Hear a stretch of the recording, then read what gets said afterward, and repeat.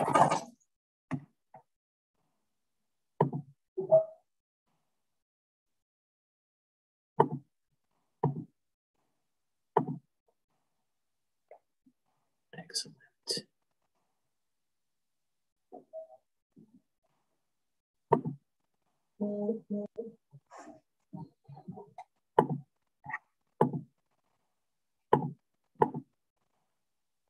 All right, we are live.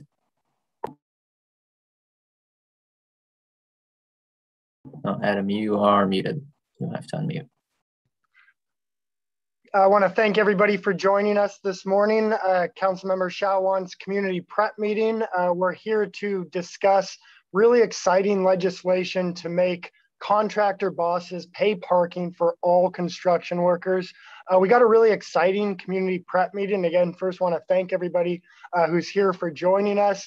We're going to, of course, very shortly hear from Nick Jones, community organizer in our office. My name is Adam Zamkowski, community organizer in Councilmember Sawant's office. We're going to hear from Nick Jones about how exactly to sign up for public testimony. We're going to sign up period opens up in about 28 minutes. So we'll make sure to show everybody how to do that so we can sign up right as that public comment period opens up. Then we're going to testify to the Seattle City Council today at 2 p.m. in support of this legislation to make contractor bosses, billionaires, pay parking for all construction workers. We also have it's really exciting. We have Nina Wurst and Art Francisco. They're rank and file carpenters out of Local 30.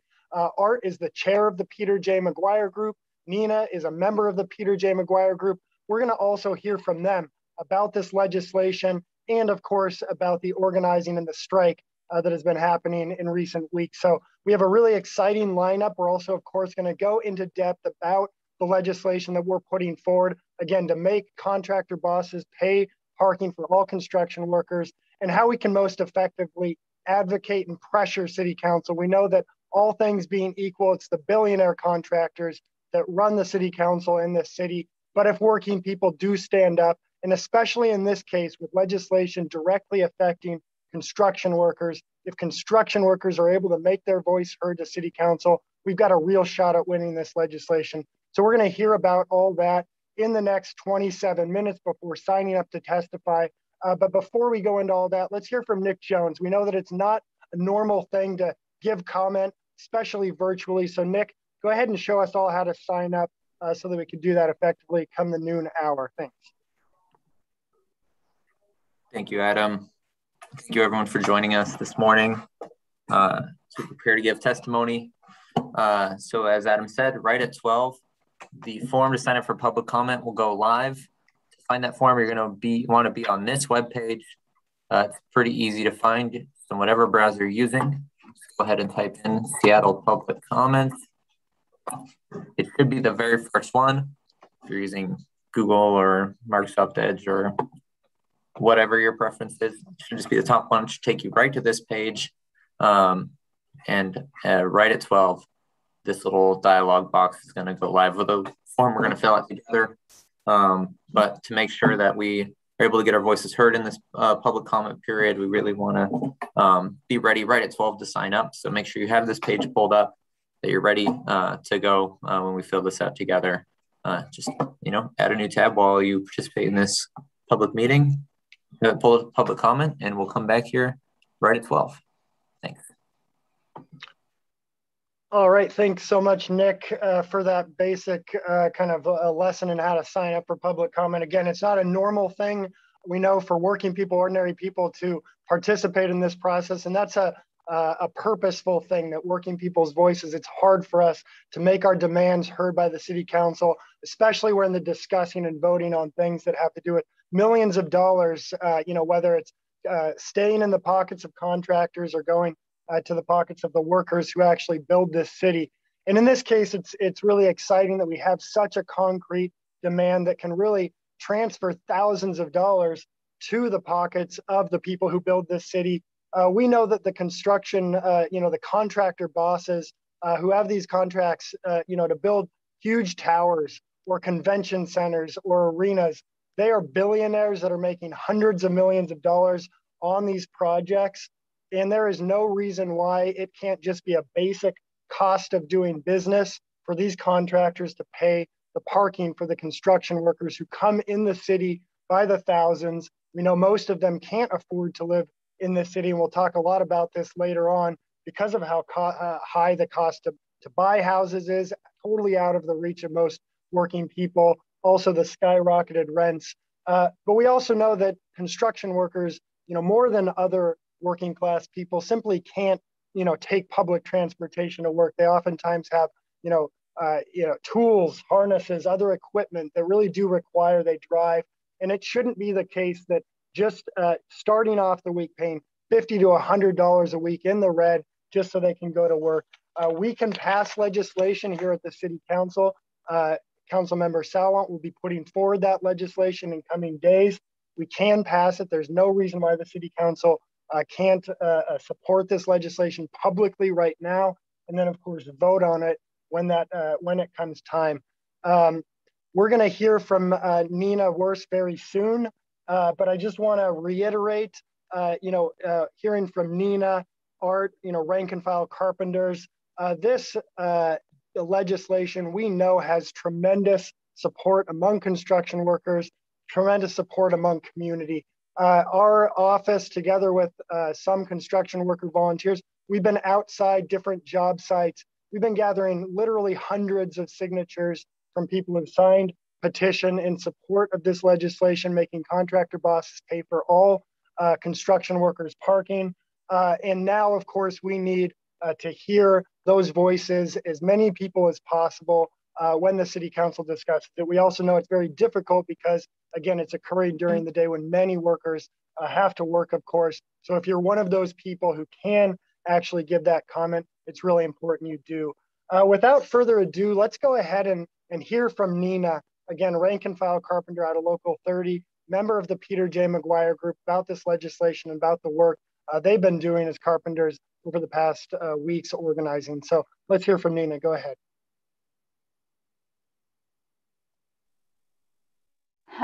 Thank you, Adam. Yeah, like you said, my name is Nina Wers. I'm a carpenter out of Local 30. Been a member of the union for 6 years. In my tenure as a carpenter, I've been really fortunate enough to not have to pay for parking at many of the jobs I've worked at, but I have worked in like the South Lake Union area a fair amount, and I was paying parking. I mean, this was 5 years ago, maybe paying, $16 a day. So, and that was street parking. So that was like on the cheaper end. I was actually fortunate enough to do that. So I know there's a lot of people who are paying like upwards of $500 a month. There's places that are like $30 a day just to pay for parking. And the deal is that, like Adam was saying, it's not realistic for many of us to take public transportation. Like, not only do we not have, do we have to take our tools with us, and which is a lot of stuff for, in case you don't know, it's a lot of boxes and your harness and your bags, all of that stuff you have to carry with you. Not practical for a bus or a train. But also a lot of our start times are long before we can even get on a bus or a train. A lot of start times are at 5 or 6 a.m. And especially if you're living down in like Tacoma, and then there's a lot of people who like to take the Sounder, but it's unrealistic to take the Sounder because the Sounder doesn't run that early to be there at 5 o'clock in the morning. So like, we're forced to drive into the city, and we're forced to pay for parking. Now on our current contract and on what will eventually at some point be ratified, there is a little bonus if you work in a certain area, but it doesn't cover your entire parking expense. You're still paying out of pocket, and paying out of pocket working for these companies that are making millions and many times billions of dollars. So it's not like they can't afford it. They're just shoveling it down onto like the working people who are making those buildings happen. So that's at the heart of it, a huge issue. And like I said, like, you know, a lot of people live very, very far outside the city. So it's not, that's one reason it's not practical to take public transit. But that also means, like, I do want to just kind of comment on, we've had a bit of criticism on Councilmember Sawant kind of joining our fight to get better wages in our contracts. And I honestly don't know a single carpenter who lives in her district. I'd be curious to meet them and have conversations with them. I don't know many construction workers who do. I'm sure it's non-zero, but it's not a lot of people who are gonna like be able to vote for her, and they have a huge impact in like the right-wing recall that's happening against her. I don't see a huge benefit for her other than, like, she's been a champion of like fighting for like working people and working class, what we need. So that's what I have to say about that. All right, thank you so much, Nina. Yeah, and it really is helpful to have you describing exactly what the circumstances are when construction workers have to get up at the crack of dawn in order to come to work. And it is buildings that billionaires are making. And just to get a sense of things, we've got budget discussions that are beginning tomorrow. And the budget that is proposed by the mayor so far cuts $100 million from the Amazon tax for affordable housing and Green New Deal programs. And this is at a time when literal billionaires are $10.2 trillion richer during the pandemic. That's globally. And just here in the United States, $1.8 trillion richer. This is the billionaire class that is during a pandemic getting massively richer. And at the same time that working people are struggling just to get by, just to pay basic costs. And so the idea that thousands of dollars is coming out of the pockets of construction workers and is effectively going into the pockets of these billionaire contractors, it really makes no sense at all. It's also remarkable, as Nina mentioned, that there are different, we've got this, that's a division that's created. And of course, we support all the unions and the unionized workers who have won paid parking in their contracts. We support any worker getting parking paid for anywhere. But at the same time, we don't think that's a reason for elected officials to abdicate their responsibility for things that are basic like this, that can be done by elected officials, just like the minimum wage, just like other things that the city legislates, regulations, for pay and things. The parking for construction workers absolutely can be, legislated as paid for by billionaires and not for working people. And so it's been remarkable out there at the job sites to see the number of construction workers who say, I'll sign this petition, even though at this job site, I do have parking fully paid. They recognize that this is about strengthening the demands for all workers.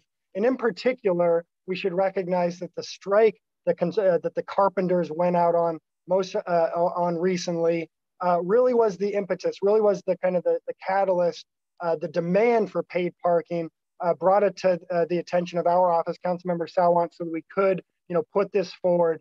And so it's really exciting to see the support from construction workers who have this paid for, and also to hear, though, that it's not enough that just some. We want all construction workers to have all parking fully paid for. The contractor bosses can't afford it.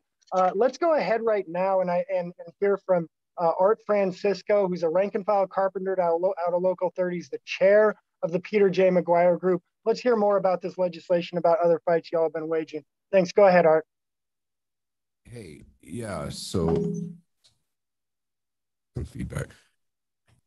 Yes, so like we've been like this parking issue is a big issue, obviously, because we're basically getting taxed to go to work, and so having this pass would help in that regard. Now the Peter J. McGuire Group is, like our fight in general is actually much larger. It's for getting higher higher wages for our workers, as well as for stronger pensions and a stronger health care for everybody. And to do this, we've learned that we need to have a democratic union. And so all summer long, we've been struggling for a good contract, but one of the main barriers to that, besides our contractors, of course, has been our own union leadership, which has argued for cheaper wages. When we've argued for paid parking, they argued against it. And it was actually their idea that politicians should handle paid parking instead of through our contracts. And so, it's my opinion that that the parking needs to get settled. It should be settled at the city level if we can. If it does get settled, it's going to end up helping like thousands of construction workers who commute in day after day. It's a major thorn in our sides. It's a major reason why a lot of construction workers like don't want to do work in Seattle. Like many have basically said, we're not going to work in Seattle anymore. We're boycotting it. Basically, we're going to try to work outside. And so that's a major deal. And then furthermore, we need to tackle these PLA jobs. One thing about our strike is that we've learned that these PLA jobs and these jobs with no strike clauses have been completely restrictive of our strike for our strike. They've basically tied up over 83% of our workforce on no strike agreements, and we're gonna have to tackle that. It's meant of a bargaining unit with 11,000 to 12,000 workers. 10,000 are tied up on no strike clauses, and only 2,000 are on strike. That's a fact that we would have never known had we not gone on strike. And it was our group that really pushed us to go to strike. Even though it was Evelyn's decision, it was our group that basically rejected 4 tentative agreements in the fight for better contracts for our workers, for our coworkers. And it's our group that basically said, look, if we have to go to strike, we will. And when Evelyn said that we're going to go on strike, it was our group that said that we wanted to be an effective strike. We wanted to be as short as possible, as sharp as possible, as effective as possible. So that way we can get what we want, and that we can get people back to work. And that we're not causing, that basically that we get the city running again, because a strike in construction disrupts society. It means that a lot of the things that you might take for granted don't happen. It means that like this infrastructure that needs to be completed in order to have the highways going, the lights on, etc. It's like it just doesn't work. And so it's our group that's been pushing for an effective strike, and we've had to fight our union leadership over that, which is unfortunate, but it's been necessary. And and I'm glad that Councilwoman Sawant's office has been helpful in our struggle there. And you'll have to excuse me. I'm on a night shift, and so I'm kind of changing my my routine here. But this struggle is not over yet. We'll find out the results from TA5 tonight. Technically, we still are on strike, even though they've ordered all the carpenters to go back to work. And so if TA5 is rejected, I'm going to continue to call for an effective strike. I have a letter that I'm sending out to Rick Hicks today for the Teamsters, Sand and Gravel, for solidarity. If it's settled today, we're going to continue to struggle. We're going to push against these PLA agreements politically, because they're choking all the building trades. You know, we can't have, if a union doesn't have a right to, if union workers don't have a right to strike, then there's no real point in having a union. You know. Anyway, thanks. All right. Well, thank you so much, Art. And on that note, I think it's just worth going in a little bit more into depth of, you know, what I had talked about earlier about the solidarity that Councilmember Sawant, our office, also Social Alternative. We know many other organizations. We stand in solidarity with the Northwest Carpenters Union and their, you know, courageous strike action, as Art just kind of outlined how that has come about and developed. You know, we fully support unwaveringly the demand for fully paid parking, of course, as we're putting forward this legislation, but also fully funded benefits, you know, family supporting wages, also improved protections against harassment in the workplace, and a 3-year contract with a raise of $15. We also, it's just worth reiterating that the carpenters' struggle has raised the prominence of this issue in a way, you know, we owe them a debt of gratitude for that, leading this pay for parking demand at this point in time. You know, so that we can put forward this legislation. And again, it really does show how connected our struggles are, and that when we get organized and take action, we can win. Obviously, you know, as Art and Nina, you know, I've talked a lot about, this legislation is not a substitute for strong and fighting unions, but we're only going to win the stuff that's being demanded by the strike and by the carpenters if we have strong unions, as Art and Nina have mentioned. But it also shouldn't be an excuse that elected officials can use to not pass basic legislation like this one that makes billionaires pay for the parking of working class people, the ones who build our city, get up at, you know, 4 a.m. or earlier, have to drive into the city to basically work, you know, and should have their parking paid for. We're about 7 minutes out right now from going to the, you know, public comment. There's a lot more, of course, we can say about this legislation. We'll get to that. I also want to just, you know, note something that Art raised about these project labor agreements with just huge numbers of workers with no strike clauses. That's also something that our office, Councilmember Sawant, you know, deeply opposes contracts which essentially give away what is a basic right for working people, you know, like the right to freedom of speech if you're a working class person, like Art noted, who can't strike. The power that you have is significantly, you know, undermined in its core. So we also, you know, really agree with that, and we want to fight and win this legislation so that we can then move on, of course, to other impactful legislation, while at the same time supporting every, you know, worker in struggle. It's important to note, I think, that, you know, when we're making these demands, you know, we're right now we're speaking to our movement. We can raise the obvious need for working class people to have this, you know, this basic need.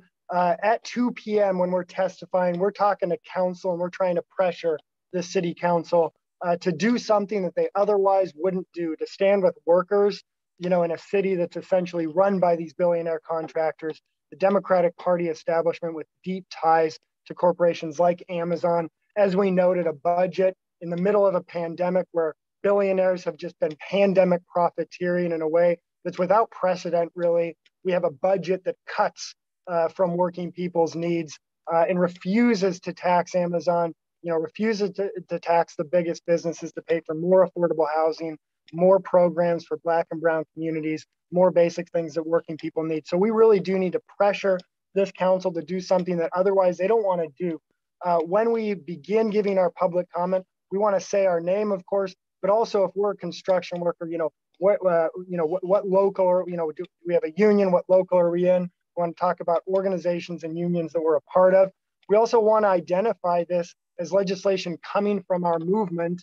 And there's one council office that is the movement inside City Hall that's putting this forward. So saying that it's our movement's legislation, we support it put forward by Councilmember Kshama Sawant, shows that the council can't ignore our movement. And we also know that they're going to try to isolate the one council office that is actually standing with workers on this, is organizing. That's Councilmember Sawant's office, our office. So when we're giving public comment, we want to identify that it's Councilmember Sawant's legislation, our movement's legislation. And that shows the establishment council members, that puts them on notice that there's more than just a handful of people, that this is a lot of working people that are calling for this demand. And again, to note, hundreds of people have signed on. We've got well over 1,000 people already have signed this petition. I'm sure we'll get hundreds more in the weeks to come as this legislation is put forward, is discussed and ultimately voted on. And so in building this movement, today is the first opportunity to put the council on notice, to demand Seattle City Council pass our legislation making contractor bosses pay parking for all construction workers. We're just a few minutes out. So right now I'm going to hand it over to Nick Jones, who can talk a little bit more about the importance of pressuring council, but also just have that public comment testimony website up.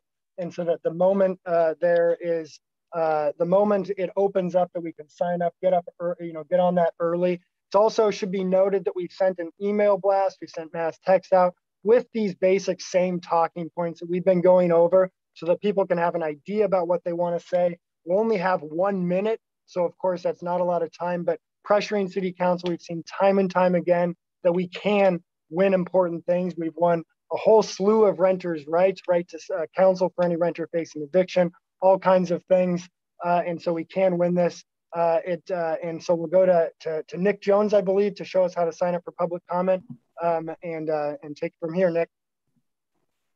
Thank you, Adam. One moment, everyone. Hopefully everyone still has the page up. Sign up for public comment. I'm just going to be refreshing it until it goes live in probably a minute or so here, or we can all sign up together. Yeah, and definitely, just like Adam said, when we're giving public comment, we're only probably going to have about a minute. It's important we keep that minute as effective as possible. Just like Adam said, that means, not saying your name, but if you belong to a union, if you belong to a community organization, if you can demonstrate that you're speaking not just as one individual, but as part of an organized force that has real impact in bringing the heat to the city council, as well. Making sure you say, I'll call and support and demand that council passes Councilmember Sawant's legislation for public parking. It's not about egos when you say names like that. What it does is it makes, in the council members' mind, what they're hearing is these people, like everyone but giving public comment, is paying attention to what's going on, and they know who's fighting for them. They are going to say, they're going to keep track of they're going to make note of the fact that people know who's putting this forward and who's going to be the one, or who's going to stand with carpenters or construction workers or not. So bringing that in is just another way to continue to put as much heat on the city council as possible. Should be going live any moment here. And we know these contractor bosses can easily afford this. This is exactly like Art said. The tax on working people having to pay $20-$30 to go to work every day, that's just money that's being taken out of working class families' pockets, other kids' mouths. I was looking the other day at some of the prices that a lot of these prices for the apartments that a lot of these contractors are building. There's 2 bedrooms going for $4,700 a month, a high-rise one going for $11,000 a month. The people that are making and developing and selling these properties are not hurting for money. Meanwhile, working class families are struggling to get by more and more every year as the cost of living goes up. And it's imperative whenever we can. There's no reason we shouldn't fight to give more for working people that make the whole world one, who make the whole world run, whose labor is the result, is the reason that these contractors are even making these millions. Those people should have more of the share of what they create instead of just continuing wealth inequality spiraling out of control. That was 2:01. This should have been live yet. Hopefully others forms have gone live and you can fill it out instead of waiting for mine to go live. But it's certainly late today. Oh, and definitely, if your form is live, what will be really important is making sure you fill out your first name, but an email address that you have easy access to. Here we go. Boom. Mine's already filled out. So yeah, first name, last name. Make sure you put it in an email address that's easily and immediately accessible for you. That's the email address they're going to send the Zoom link to that you'll use to give public comment at 2 o'clock. Put in the last 5 digits of whatever phone number you're going to be planning to use to call in. That's also how you'll be identified on like the little stack they'll use to call out the order of public comment to make sure this is, reflects your phone number. And the rest, just click this, put whatever you want right in here. I like to say something pertaining to how I plan to give public comment. Something like that. So even if we get a really long list of public comment and they don't get to you, all the council members are still going to get a list of everyone who signed up. And so having that one sentence in there will put a little bit of extra pressure on them. They can see how many people called to demand, that we pass this today. And then just go ahead and submit. I'm not going to because I can't give public comment as council staff, but hopefully you can. And I look forward to hearing all of your testimony at 2 p.m. Thank you. All right. Thank you, Nick. And yeah, again, thank you everybody for joining us. Again, especially thank you, Nina. Thank you, Art, for really adding that really powerful, those powerful comments. And we hope to hear from as many of you as possible at 2 p.m. demanding that Seattle City Council pass Councilmember Sawant's legislation making contractor bosses pay parking for all construction workers. So solidarity, and thanks for joining us.